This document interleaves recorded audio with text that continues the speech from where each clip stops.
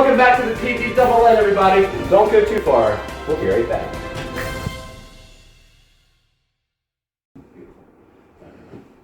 Welcome back to the PDNN. Today we have a very special broadcast. Join us on our informative journey as David, I love when you say big words. as we pick apart the Israeli and Palestinian conflict. And as we all know how much of an interesting topic this is, please keep your arms and legs inside of the vehicle. Put on that seatbelt. And we'll be right back. Alright, so we're just going to quick jump in and get some backgrounds. So we'll start off talking about the Jews. So Jews are, you can really define them as, important to know that they're an ethnic group, not just simply a religion. They believe that they're descendants of Abraham, but the only problem is that the Arabs, well, they think that too. They think the same So that's thing. where we get some conflict there. Yes, and according to the Jewish faith, God granted them the claims to that land. But again, who thinks the same thing?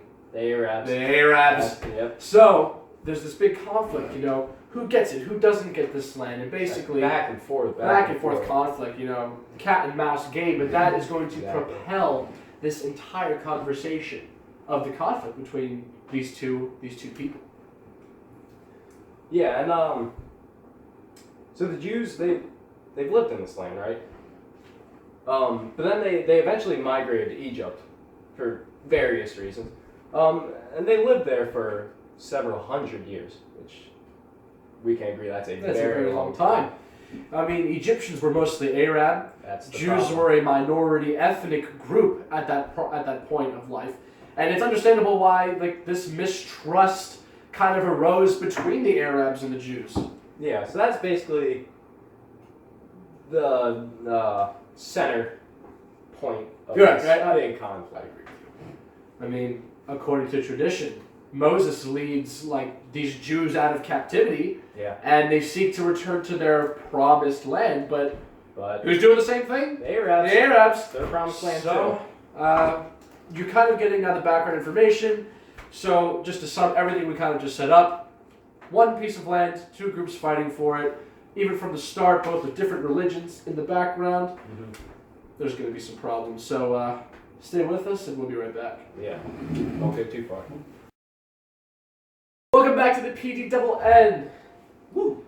Arabs, now, is basically the same thing as the Jews when it comes to history. Is that not right? Yeah, it's like if you took all the information we just said and took Jews out and put the word Arabs in there.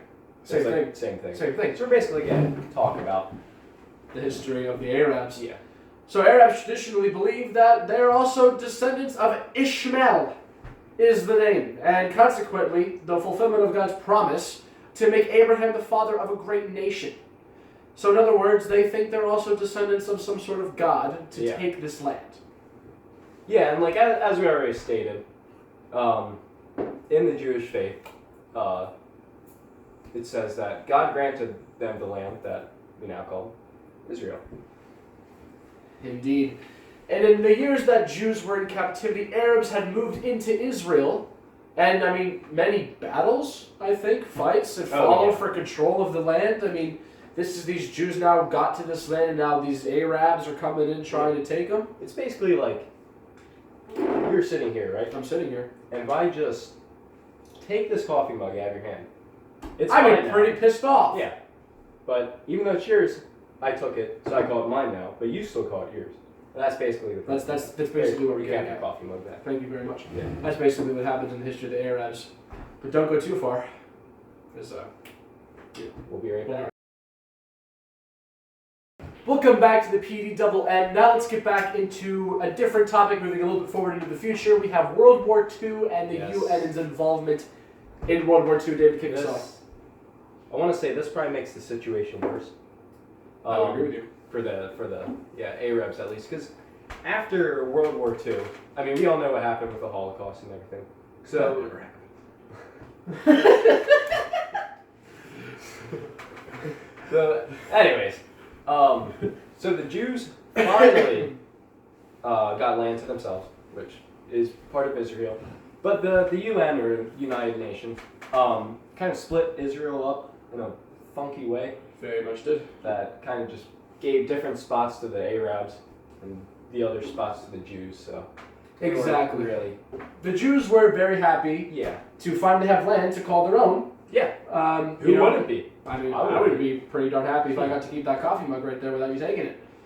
Arabs obviously were furious that they had to give up the land, and the Jews got to take it. Yeah, it's that whole coffee mug situation. Same all coffee over mug it. situation. So the UN basically what they did was they, like David said, they promised the Arabs a place to be, but the thing is, it didn't really end up that way. They got themselves a land called the West Banks, and well, let's just say Arabs weren't the only people staying inside of the West Banks. No, that's where we run into some more conflicts. That is true, and that is where more things happen. Indeed, right? We will be right back. Yeah, don't go too far. Welcome back to the PDNN, and now we're Back. going to get into a little bit farther into the future, right after World War II, the UN's conflict, the Six-Day War. So, David? So basically, this is how the Jews saw it. They wanted land to protect themselves from their neighbors. And they wanted Jerusalem, which is a very holy city for Very holy. both sides. They wanted that to be under Jewish control. But the Arabs disagreed with that. Guess who wanted it instead? The Arabs. Arabs wanted, Jews wanted, conflict happens, that's what happened. So, the West Bank and the Gaza Strip were known as occupied territories. PLO was formed as well. So the PLO stands for the Palestine Liberation Organization. So the Gaza Strip and the West Banks were these two new areas made in Israel. The West Banks being primarily to the east, looking at a map, and the Gaza Strip more to the southwest. So really the I believe. name West Bank is very misleading because it's actually to the East. eastern side. So, yeah, Yep, that's basically how that that goes. sums it all up. So they pushed people away into these West Banks, and the Jews pushed the Arabs because just in terms of America, we support Jerusalem. We're giving them money. We're giving Israel a lot of money to keep Jerusalem a functioning city. So these Jews had to push the Arabs away into the West Bank, but of course, like we said, the Arabs weren't too happy about that. So the Jews built a wall completely surrounding the West Banks from top to bottom. And basically they said you cannot enter Jerusalem without proper permits, proper papers, and everything that you need to get into Jerusalem. Even though that in Jerusalem, there's tons of holy sites, aren't there not? Tons. Holy sites and things that are literally less than a mile away from each other, where you can walk from a holy Jerusalem temple in terms of something Christian, Muslim, or the other one. Yeah, the great man Joshua Barber once said, you could stand in one specific spot, and you could throw a rock in three different directions and hit a different holy site. Like that. That's how close they are together. Lovely man, that Joshua Barber. Lovely man. Lovely man. Now let's get into the Camp David Accords. My favorite. So that's also my name. Mm-hmm. So the Camp David Accords. So basically, do you want to start off? Oh, of course, I would love to. Sorry, this So- is also his favorite topic. So, I don't want to take that away from right, of course, I understand that. The Jews, this shows that the country is willing to trade land it has conquered for peace. So basically they're trading just so they can prevent themselves from going into war and hateful interactions with other organizations and groups and places and people and animals and everything else. Yeah, all true. So that's why they did this. They traded land for basically a more holy, peaceful area that they didn't have to fight for or, fight for. Yeah.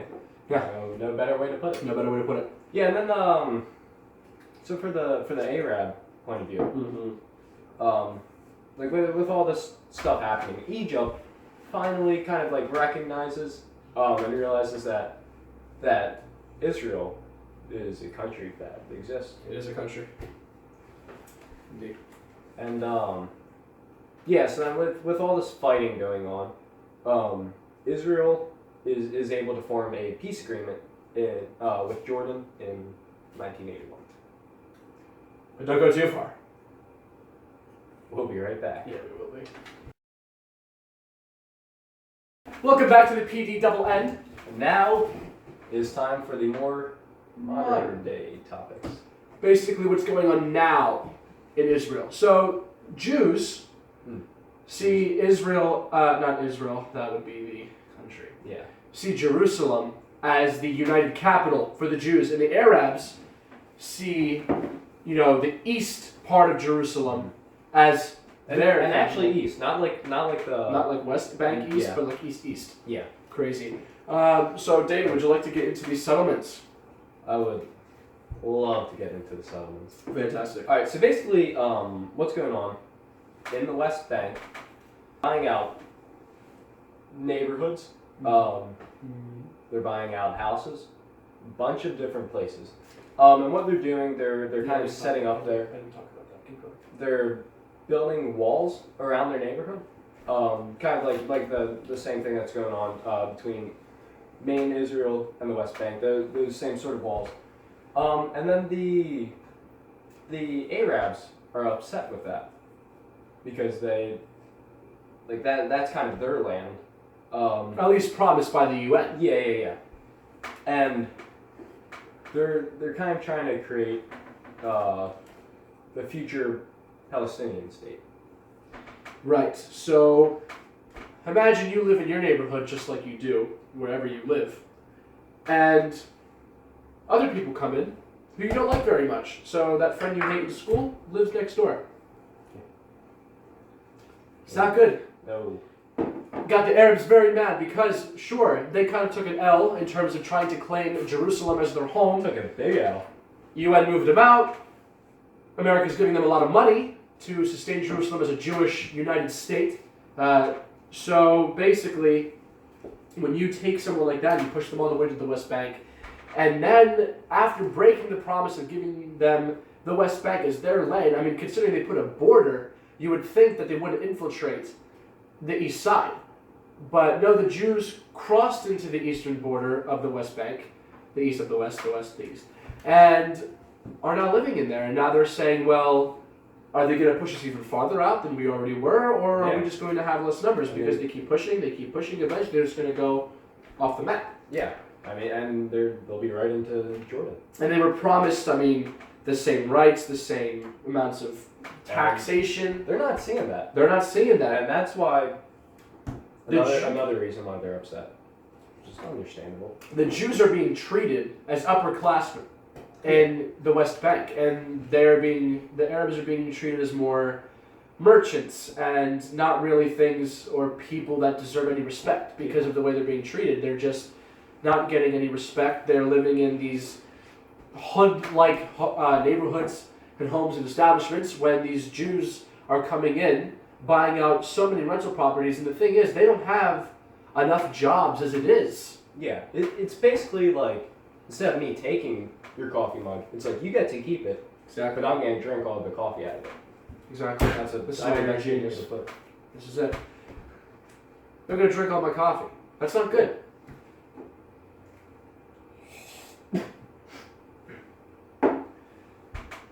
So when you go and there's only a few limited amount of jobs into the West Bank side, and these Jews come in and start taking them, well then where are they going to live? Where are the Arabs going to live? Where are they going to live? Are they going to get their money? They're taking the real estate, they're taking the jobs, they're taking everything.